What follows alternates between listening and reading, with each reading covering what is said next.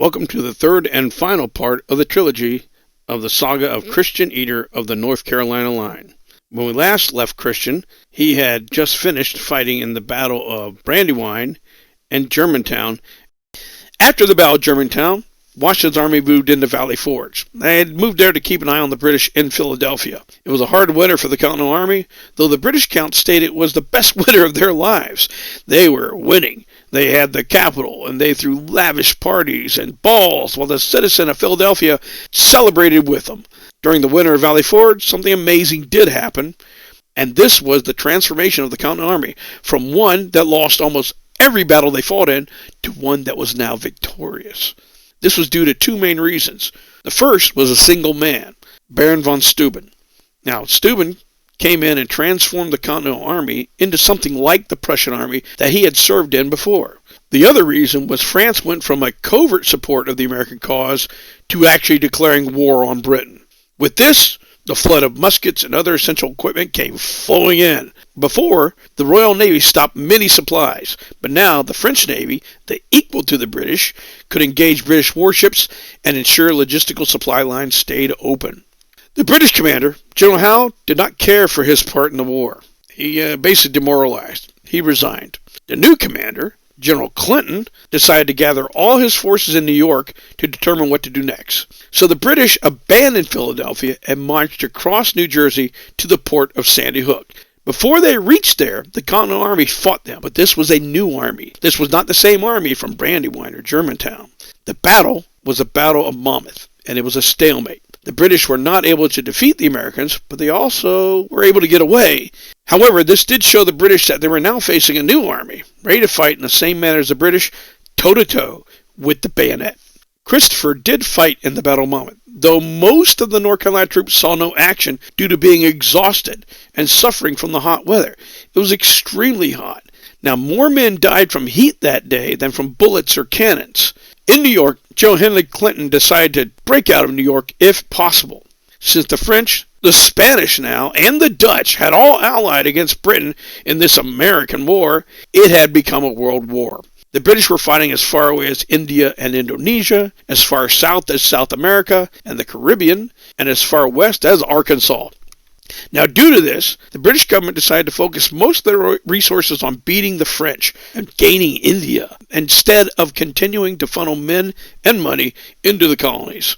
Clinton was limited to a fraction of what the British used to command because of this. He had less troops, less everything. So he decided to try to take back the Carolinas one more time. He sailed away from New York with a large portion of the British forces, and he headed to Charleston, South Carolina. Instead of going right into the harbor of Charleston like they tried to do in 1776, he instead decided to land south of there and then march to Charleston and lay siege to the city. Once Washington realized that Clinton was going to capture Charleston, he sent his Virginia and North Carolina Continental south to break the siege. Now, as they marched south, Christian's enlistment ended, so he was discharged in Hillsborough. He had fought enough. He had seen enough of the war, and he decided to go home instead of re-enlisting. Besides, this was a huge army, and they did not need him to defeat the British in Charleston. Unfortunately, the British in Charleston were not defeated. They were victorious, and they captured the city in May of 1780.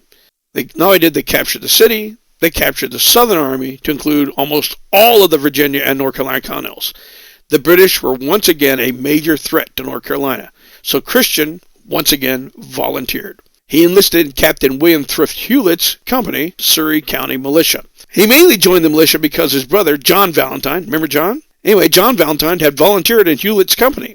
He was desirous to see his brother, and becoming so well acquainted with the manner of living in the camps, he was induced to pursue his brother. For Christian, a man with no family, the camaraderie of the army became his home. Christian had signed up for 3 months, a typical tour of duty for the militia. After the fall of Charleston, the Continental Congress sent the hero of Saratoga, General Horatio Gates. He sent him south to take back South Carolina. Christian and his brother John were transferred to Captain Absalom Bostick's company. Now they marched south to join General Sumter's militia at the high hills of the Santee. That's about where Columbia is right now. Sumter was preparing to attack the British at Hanging Rock, and he was camped at Rocky Creek. When Loyal spotted them and fired them long range, the Patriot militia returned fire. Colonel Andrew Neal was mortally wounded, and so was another man. Christopher wrote that they killed 2 or 3 of them, mainly the Loyalists. The next day, Christopher's company was ordered to march to the Wateree River.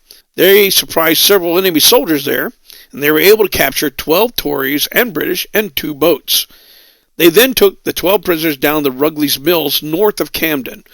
Christopher and his brother waited there several weeks until the army of Gates arrived. Christopher and his brother fought in another disastrous battle. This is the Battle of Camden in August of 1780. When the battle began, General Gates had organized his forces in such a way that the militia were all on the left wing of the line, and the Maryland Continentals were all on the right.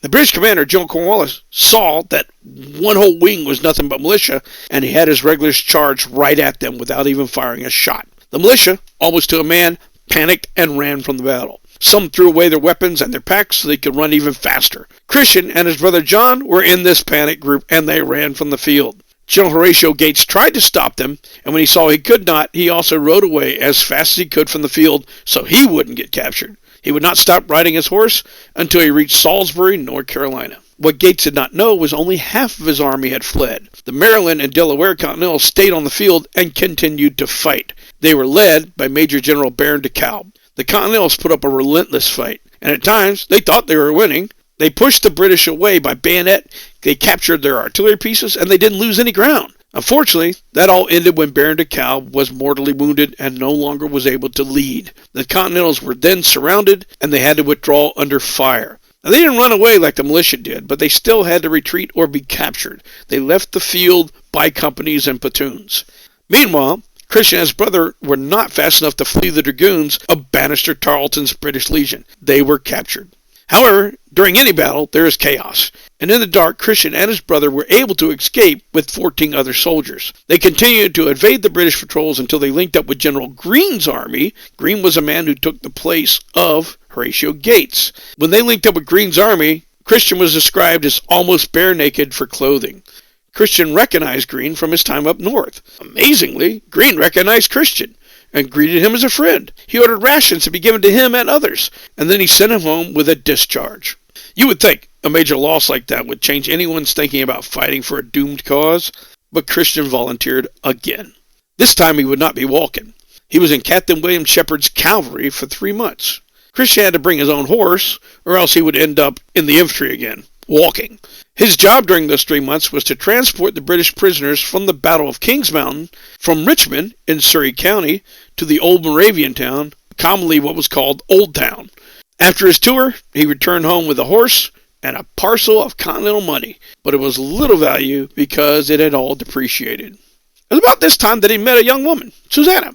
After his 3 months with Captain Shepard, meeting Susanna showed him there was another way to happiness in life than just being a soldier.